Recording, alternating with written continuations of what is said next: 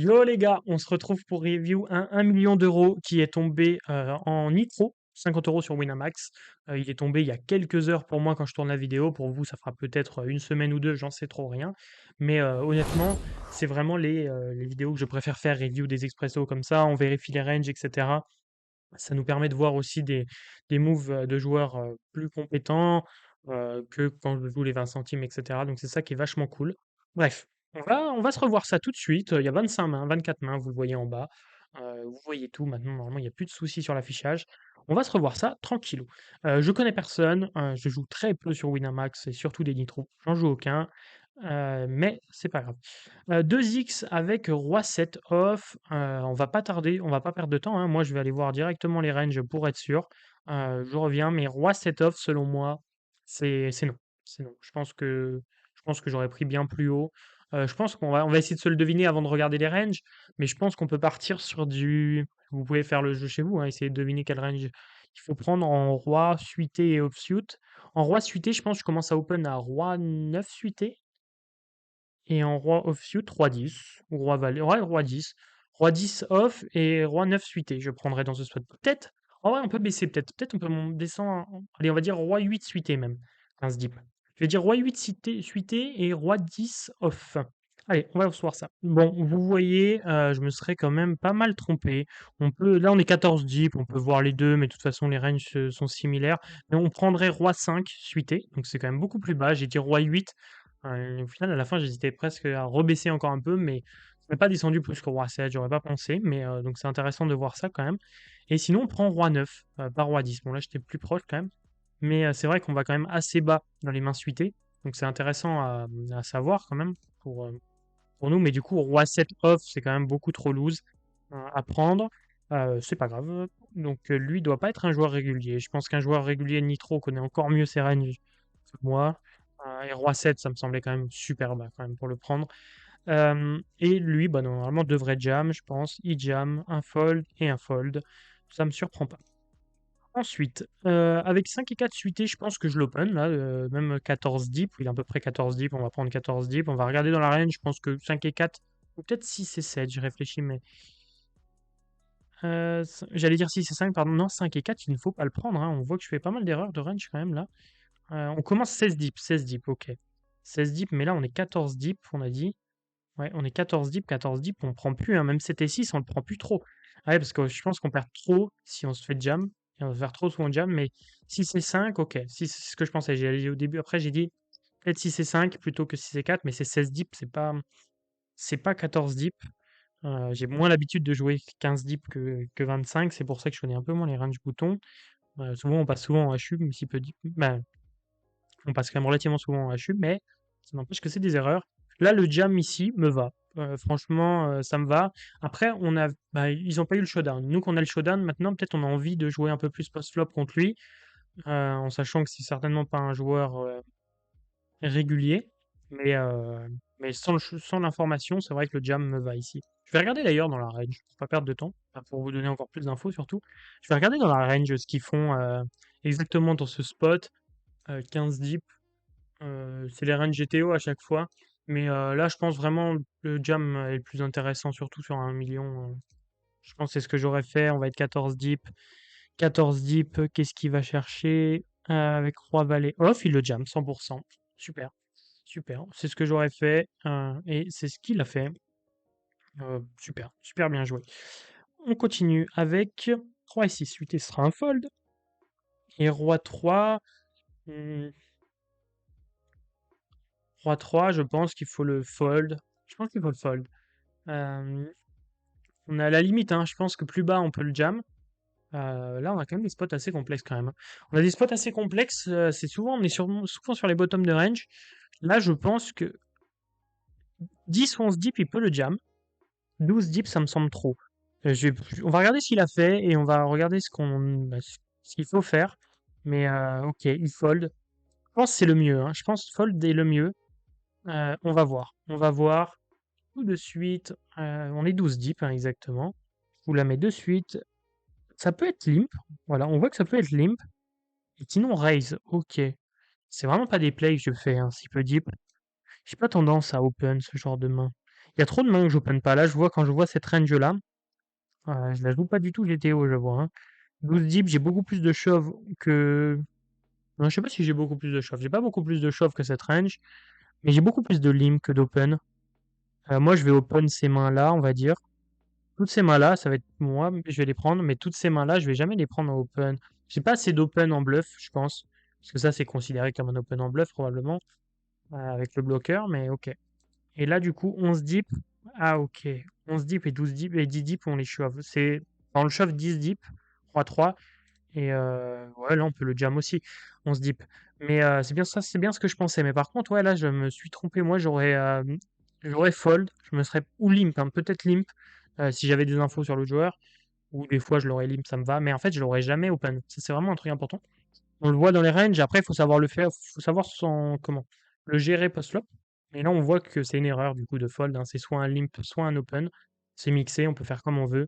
Mais bon, c'est intéressant parce que je prends vraiment pas assez d'open. Et ça serait 2x évidemment le sizing, hein. Ça, c'est sans surprise. Par contre, ça me surprend un peu moins. Ok, bon, petite deuxième erreur là. Bon, m'étonnerait que ce soit un joueur régulier, mais bon, ça, c'est pas très grave. Après, c'est pas des erreurs non plus monumentales, hein, qu'il a fait depuis tout à l'heure, mais quand même. Là, ce sera un jam pardon, à suite off. Et les deux vont fold. Euh, Là, il risque d'avoir setup, je pense. 7-7, bah, j'aurais jam, personnellement. Et 3-3, je pense qu'il doit call, hein. C'est embêtant de call, hein. C'est dur de faire le call ici. Je pense que c'est un call. On peut regarder encore une fois. Ouais, 3-3, il est call jusqu'à 17 blindes, on le voit ici. Bébé call, un chauffe-bouton. 17 blindes, mais c'est vrai que là, il faut aller chercher, hein. Là, donc même 2-2, on le prendrait dans ce spot 13 deep. Mais il faut aller le faire sur 1 million. Je sais pas s'il va le faire. Ouais, il fold. Ça peut se comprendre. En vrai, là, c'est vraiment jouer un flip, ou moins bien, sauf s'il a 2-2, mais en fait, c'est toujours un flip et jouer un flip pour 1 million, il faut y aller, mais c'est vrai qu'il faut le prendre, hein, faut le prendre de base. Je l'aurais pris, mais après, sur 1 million, encore une fois, j'ai vraiment du mal à juger parce que c'est dur, hein, de prendre ces calls-là. Je sais pas si vous l'aurez fait, vous pouvez me le dire en commentaire, c'est intéressant. Est-ce que vous auriez fait le call en sachant qu'il est bon, même si vous aviez l'info qui était bon? Parce que moi, honnêtement, j'avais l'info qui était bon, je me doutais. Mais je me dis, il y a quand même un monde où j'ose pas le call. Après, si je suis contre deux règles, évidemment, je l'aurais call, mais lui, un joueur amateur qui n'a pas cette information-là, en plus que le call est bon, je sais pas s'il le fait forcément. Là, valet 8, il jam. Ok, bah le problème, c'est que ça a l'air d'être un règle. Valet 8, ça me semble quand même faible. Valet 8 suité d'ailleurs, tous les jours. Ok.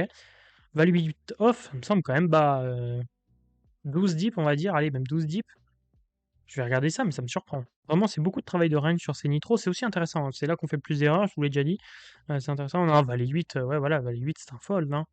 Ah, ça me surprenait, ouais, on a du valet 10. Moi, je vous avais dit valet 8 suité, hein. Ils le prennent pas, c'est intéressant. Valet 9, ils le prennent valet 10, ok. Bon, là, on est plus proche quand même, et puis c'est un open fold. Mais non, ouais, je sais pas, c'est à partir de quand valet 8, 10 deep? Ouais, 10 deep, ok. Euh, mais ouais, non, là par contre, valet 8, c'est un spew de fou quand même. Là, c'est un vrai spew, contrairement à lui qui a fait quelques erreurs. Là, c'est un vrai spew, valet 8. Sauf si on considère qu'ils vont trop fold sur ce 1 million. Mais pour l'instant, c'est pas ce qu'on a vu en plus, hein. Il avait pas l'air d'être trop scarmonné. Alors, si, il l'a fait avec son 3-3, mais il a open plein de mains, etc. C'est pas l'impression que Drix Manix doit avoir. Bon, je pense pas que c'est l'impression qu'il l'ait parce que depuis tout à l'heure, il le voit jouer tous les coups, puis il n'a pas vu les folds qu'il a fait, quoi. Je suis assez surpris. Je suis assez surpris. Donc ça doit pas être trop en règle, parce que là, ça me semble quand même un play assez surprenant, hein. On peut faire des erreurs, mais là, ça me surprend. Là, le jam As-3 me va. Bon, là, ça va fold, sans surprise. Et là, ça semble setup, fold, shove, je pense. Je suis même sûr. Est-ce qu'il l'a fait, ça, je sais pas. Puis call, shove et call. Est-ce que ça va bien se passer pour Drix Manix? Ok, le flop quand même qui lui fait bien peur, hein. Il passe de 37% d'équité à 22. Et la turn qui fait bien plaisir, mais il est toujours pas sorti d'affaire. Et la river. La river est dure, hein, pour SR4RM. Ça fait mal. Mais bon, entre guillemets, c'était certainement deux joueurs récréatifs. J'ai peur de dire ça alors que c'en est pas, mais bon, ils ont fait des erreurs, on va dire. On peut pas forcément qualifier de joueurs récréatifs, même si sur SR4RM, je pense que j'ai quand même une bonne certitude. Mais bon, en tout cas, j'ai trouvé que Même si c'était des joueurs récréatifs, j'ai trouvé qu'ils faisaient pas des grosses erreurs. Il y avait pas d'énormes spews, même si le valet 8 est douteux, mais c'était pas des énormes spews. C'était quand même. C'est ce que je vous dis aussi, c'est que si vous avez un jeu perdant, c'est pas trop grave, mais essayez au moins de jouer le plus intelligemment possible. Et c'est ce que les deux ont fait, bon, sur 1 million, d'accord. Mais ils ont essayé d'avoir le jeu le plus intelligent, réfléchi, etc. Et ça leur permet quand même. Alors certes, hein, c'est pas ce qui va leur permettre de faire de l'argent aux tables, mais ça leur permet de limiter la casse quand même. Bon, il est quasiment mort. Je sais pas s'il y a eu un comeback de fou. Ça m'étonnerait. Il limp. Pourquoi pas? Là, c'est un peu comme s'il était post-flop. Pardon, en dessus, pas post-flop. Donc pré-flop, ça me va de limp bouton maintenant, évidemment, quand l'autre n'a plus rien. On le prend plus en compte dans le coup, en fait. On va jouer en heads-up contre RDEP Bear. RDEP Bear, c'est assez dire. Mais bon, il va. Est-ce qu'il va c-bet? Non, il c-bet pas. Ça me va, ne pas c-bet, mais bon. Non, si ça me va de pas c-bet. Là, quand l'autre double check, là, sur le 9, je prends, je prends le bet. Ouais, il l'a pas pris. Jax Manic, là, je pense qu'il doit le prendre. Quand il double check sur ce board, il a pas grand chose. Il peut avoir un 3 ou un trèfle pas très bon, mais s'il a le 4 de trèfle, je pense pas qu'il le call. En fait, c'est dur de call AVS 1,75 ou quelque chose. 3 quarts pot, là, c'est vraiment dur de call avec un petit trèfle, donc il le callera pas, je pense. Puis je lui conseille pas de le call.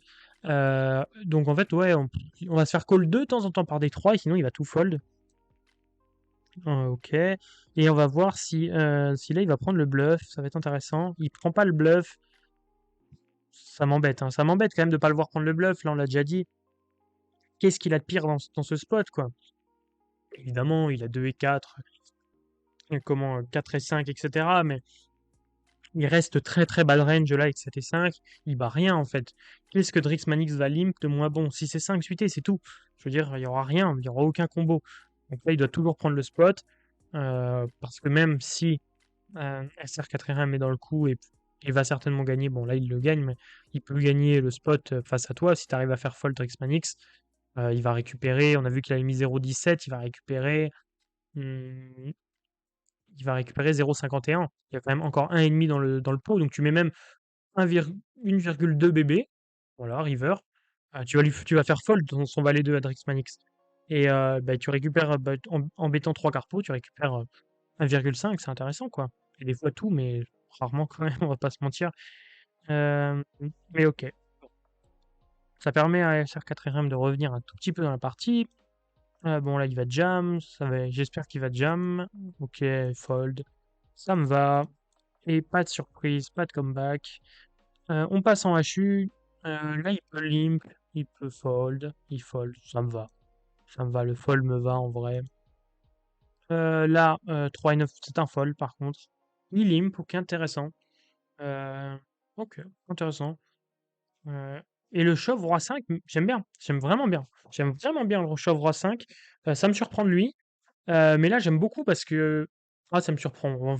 On voit le profil, non, mais je pense qu'il trouve un bon combo pour le faire. Roi 2, roi 3 sont encore des meilleurs combos, mais roi 5, c'est super parce que on a un super bloqueur sur le. Comment? On a un super bloqueur sur la range de trap de ce joueur. J'ai du mal à prononcer son pseudo. Parce que, bah, évidemment, il a plus As-Roi, bah, il a beaucoup moins As-Roi, Roi-Roi, Roi-Dame, Roi-Valet, Roi-10, suité, toutes ces mains-là qui va trap. Donc il a beaucoup moins de trap, et donc il va beaucoup plus fold. Donc c'est vraiment un bon combo à shove en bluff, et j'aime beaucoup. Et on le fait pas avec des mains suitées parce que c'est jouable post-flop, mais ça c'est très dur à jouer post-flop, et c'est un super combo à jam, là, et j'aime bien. J'aime vraiment bien son play. Là, j'espère. Là, il peut limp un valet 4 et ce sera un shove. Je pense valet 4 tout à l'heure, j'ai 5 et 8, je l'ai pas revérifié, etc. Mais là, valet 4, je pense qu'on peut limp valet 4, 9, deep, hein. Je vais vérifier ça. Ça se trouve, je me trompe. En fait, c'est valet 5, mais ça doit être quand même pas loin de ça. On va regarder ça ensemble. On va se revoir ce spot en 2 secondes, là, avec 5 et 8. Et on voit que 5 et 8, je suis allé revoir parce que j'avais dit qu'on pouvait fold, mais c'est le bottom. On peut le prendre aussi en limp. C'est pas une grosse erreur, surtout qu'il avait pas l'air. Ça avait pas l'air un joueur régulier, donc je préfère qu'il limp un tout petit peu moins de mains.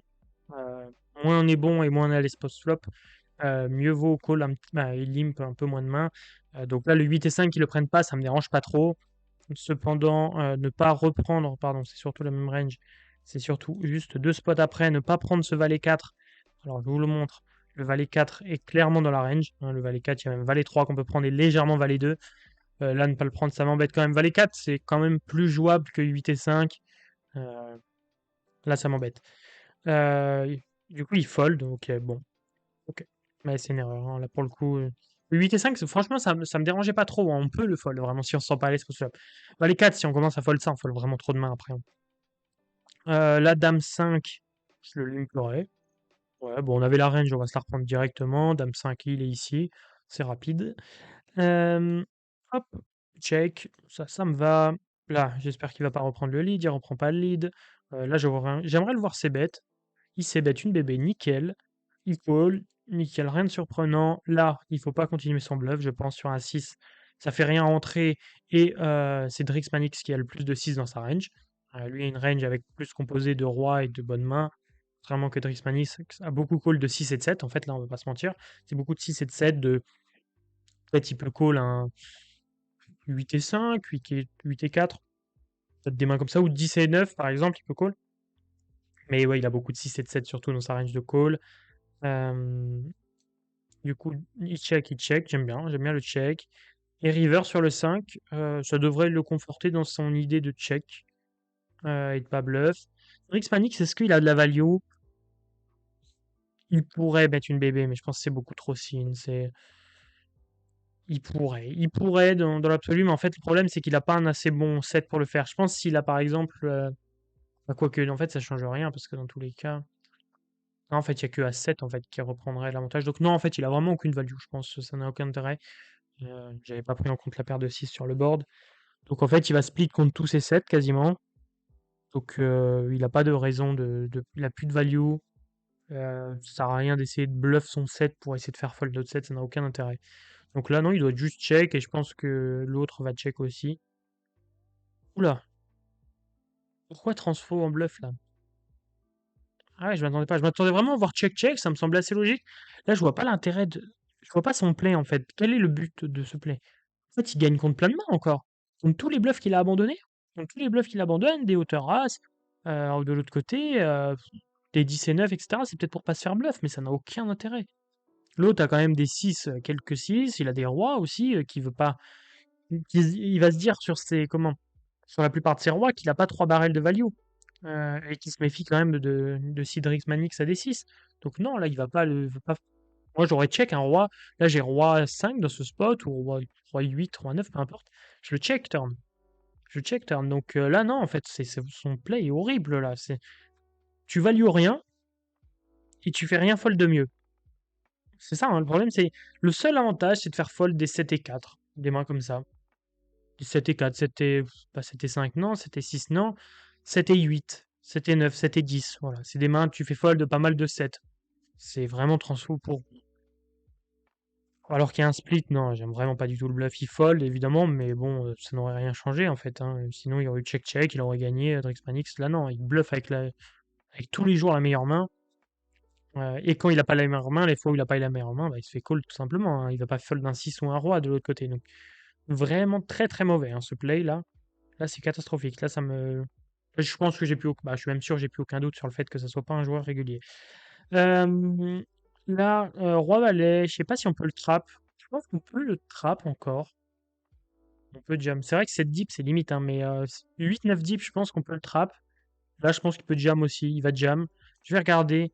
Euh, on va dire regarder 9 deep pour voir si j'avais raison. 9 deep, non. Si, 9 deep, on le trap, pardon. On voit que c'est un trap. On va regarder un peu avant. C'est toujours un trap 8 deep et 7 deep. 7 deep, c'est un jam et il y a quelques traps. Ouais, c'est comme je pensais. C'est comme je pensais. Donc là, bon, ça me va, hein, son jam évidemment, c'est bien joué. Surtout qu'on l'a pas vu trop être agressif, donc je pense que vaut mieux jam plutôt qu'essayer de lim trap, ça n'a pas trop de grand intérêt. Ici, Valet 9, c'est un jam, et c'est un call, hein, Roi 6, hein, Roi 6, c'est un call. C'est tout ce qui est fait, bien joué là, bien joué, il fallait le faire, le call quand même. C'est que les joueurs comment, amateurs ont du mal à faire ces calls là quand même, mais il sera fait. Et ça a l'air d'être la victoire de Drix Manix. Et non, et non. Bon, on le voyait, hein, je vous ai pas. J'ai voulu mettre du suspense où il n'y en avait pas. Mais bon, ok, bon. Base de commentaires, pas grand chose à dire, hein, c'est juste. standard ce qui s'est passé. Et là, on voit qu'il refold 8 et 5, hein. Et là, c'est encore plus un 10 deep. Là, c'est vraiment un limp. Là, il faut vraiment le prendre, 10 deep. On va revenir sur les ranges, hein, mais il a vraiment un problème sur ses ranges en SB, en HU, 10 deep, 8 et 5. Là, il y a même 8 et 4 qui est pris de temps en temps. 8 et 5, il faut le prendre à un moment, hein. Encore tout à l'heure, c'était 9 deep, je crois qu'il était. Donc là, ok, mais là, 10 deep, ça commence à devenir important. Surtout que l'autre, en fait, il jamme pas. Il a pas l'air très aggro. Donc pourquoi pas, en fait? Pourquoi pas les prendre? Roi 7, roi 7 et 6-2. Ouais, je pense que c'est un joueur régulier qui veut exploiter, et qu'il a l'info que Drake Manix est un joueur amateur. Et je pense qu'il veut essayer de l'exploiter post-flop. C'est pour ça qu'il lime ce genre de main. Le shove roi 7, 10 deep, on va se le vérifier. Je suis un peu moins sûr que tout à l'heure. Je l'aimais bien avec des rois 3, des trucs comme ça. Là, si on prend ce genre de combo, j'ai l'impression qu'on prend trop de combos. Euh, j'ai vraiment l'impression que ça fait prendre trop de combos. Je vais regarder ça en vitesse. BB vs Limp, on est 10 deep. On va se mettre la range 10 et 9 deep. Roi 7 n'est pas pris. Et il est pris 9 deep, 50% du temps, vous le voyez là. Mais par contre, ouais, 10 deep, on va revenir dessus si j'y arrive. Hop, il est pris. Il y a Roi 8 qui est pris, mais même, vous voyez, Roi 4 n'est plus pris tout le temps. Roi 5 non plus, Roi 6. Donc, vous pouvez prendre Roi 7, bon, c'est pas grave, mais il faut pas prendre Roi 8, il faut plus reprendre Roi 6. En gros, dans tous ces combos-là, il faut en prendre deux, en fait, entre Roi 8 et Roi 4, c'est surtout ça. Donc, moi, en fait, je me simplifie plus la tâche, je suis sur du Roi 2, Roi 3, Roi 4, Roi 5, ou un truc comme ça. C'est beaucoup plus facile que s'embêter avec des ranges complexes à apprendre, que là, c'est plus intuitif. Mais là, le Roi 7 n'est pas dans la range. Et ça, je pense que s'il prend Roi 7, il va prendre Roi 8, il va prendre Roi 6, Roi 5. Il va pas faire le tri. Et ça, c'est dommage. Ça lui fait faire shove, trop de combos. Donc lui, il a trop d'intérêt à trap. As-5, ça va être un jam, je pense. Ça va être un call, hein, avec 9-9, sans aucun doute. Et il fait l'as. C'est la bonne réussite, hein. Elle fait plaisir, celle-ci. Passer un 31% pour 1 million, ça vaut le coup. Franchement, ça change une vie, hein. Puis là, ben, le jam. Et son coup passe quand même. La roi 9, c'est un jam et un call. Est-ce que ça va passer? Ok, il fait straight quand même. Ah, il y a peut-être un comeback, hein. Il y a le nombre de mains suffisantes. Vraiment, je sais plus pas qui a gagné. Donc vraiment, j'allais dire je sais plus, parce que c'est affiché quand je choisis la partie à regarder, mais je me rappelle même plus. En fait, juste je sais plus du tout en fait. Bah là, c'est un jam et un fold, hein, de la part. Ouais, ça me va. Là, je pense qu'il y aura plus d'erreur si possible. C'est pour ça que je passe vite. Comme quoi, on est toujours surpris. Ouais, non, mais pourquoi faire ça? Pourquoi faire ça? Pourquoi faire ça? C'est catastrophique comme main là. Non, non, non. Je sais pas à partir de quand on jam, j'ai même pas envie de vérifier parce que c'est pas important, mais c'est 2 deep à peine. Ouais, c'est 2 deep là, non, jamais de la vie. Par contre, 8 et 9, est-ce qu'on le call 5 deep? J'ai envie de me le vérifier. Je dirais, allez, est-ce que je réfléchis? Est-ce que je le prends? Sur 1 million, je pense, je le prends pas honnêtement, mais ouais, je pense que ça se prend. Surtout que lui, il a fold pas mal de mains, donc il est plus souvent strong, mais non, là, je pense que je le prends pas. 4 deep, je le prends. 5 deep, je pense que je le prends pas. On va se vérifier ça. Ok, la range de call en HU avec 8, 9 et 8, c'est 6 deep. Ok, ouais, donc là, il y avait de la marge, hein, il fallait le prendre, il fallait le prendre. Ok, il le fold. Après, je peux le comprendre, honnêtement. Il a pas shove énormément, à part sur des limps. Non, je pense que ça se tient, mais ok, surprenant. Je sais pas, je sais pas. Je pense que ça se tient. Franchement, le fold se tient. Et la dame 7, il jam. Euh, non, il colle pas 10 et 3. Oh là là, 10 et 3, le call 10 et 3, c'est combien deep? 10 et 3, 10 et 3, 3.6, ça c'est moins horrible que je pensais, mais c'est pas un bon call, c'est pas un bon call, surtout sur 1 million. C'est sûr que l'autre jam léger moins, il jam léger moins que ce qu'il faut. Donc, ah non, là, ouais, non, 10 et 3, le call de fou. Oh, le flop de fou! Oh, le flop de fou! Ouais, non, mais là, Felix Manix a eu beaucoup de chance quand même, hein. Oh là là, tout est royal pour lui. C'est servi sur un plateau pour lui, bon, bah il se régale, franchement. Bon, après, tant mieux, hein, tant mieux qu'il gagne, tant mieux pour lui. Mais non, c'est vrai que je pense qu'il y avait qu'un joueur régulier et bon, il perd en HU. C'est peine perdue. Bah, c'est comment? C'est un mal pour un bien et qui prend quand même un peu plus que s'il avait bust en troisième. Mais ouais, Drix Manix a eu beaucoup de chance. Cependant, je sais pas si c'était lui le moins fort. C'est vrai qu'à la fin, il a eu des spews quand même assez spéciaux, surtout que le 4 et 3, le Valet 8 au début quand même qu'on a vu. Est-ce qu'on avait vu d'autres mains où il y avait des spews? Bah, le 10 et 3, le call. Qu'est-ce qu'on a vu d'autre de spécial? Pas mal de folds, bizarres, pas bizarres, mais avec 8 et 5, valet 4, 8 et 5 une autre fois. Il y a quand même beaucoup d'erreurs, hein, dans le jeu de Drixmanix. J'ai trouvé presque plus d'erreurs quand même dans le jeu de l'autre qui a bust en troisième. Mais ouais. Bon, en tout cas, c'est clairement pas le meilleur qui a gagné, mais c'est pas grave. C'est aussi le poker. Bref, j'espère que vous avez kiffé cette vidéo, les gars. On l'a fini un peu dans le noir, hein, là, quand même. Mais franchement, j'ai kiffé. Franchement, je kiffe faire ces vidéos-là. Je trouve qu'on apprend beaucoup de choses. On revoit les ranges. On apprend, on travaille un peu notre jeu aussi post-flop. On voit un peu le comportement des fiches, etc. C'est super intéressant. Donc, bon, moi, ça m'a fait plaisir de review ça. Vous voyez que moi, je fais quand même encore pas mal d'erreurs de temps en temps sur les ranges. Alors, pas des grosses erreurs, mais des petites erreurs qui arrivent encore. Donc n'hésitez pas vraiment à travailler vos ranges, etc., de les revoir, avoir au moins une vraie idée dans la globalité. On n'est pas au combo près, etc. À chaque fois, on regarde ce que chaque combo doit faire. Mais je vous montre toujours une bébé de plus, une bébé de moins. Et je vous montre les autres combos, comment ils jouent. Parce que vous voyez un petit peu, le but, c'est pas de savoir chaque combo, chaque pourcentage, c'est plus d'avoir une vision globale de la range à chaque fois qu'on a. Bref, j'espère que vous avez kiffé et que vous avez appris plein de choses. N'hésitez pas à mettre un petit like à cette vidéo, je le demande jamais, mais c'est vrai que ça ferait plaisir. Je vous dis à plus, soit demain, soit après-demain pour une nouvelle vidéo. Ciao les gars, merci.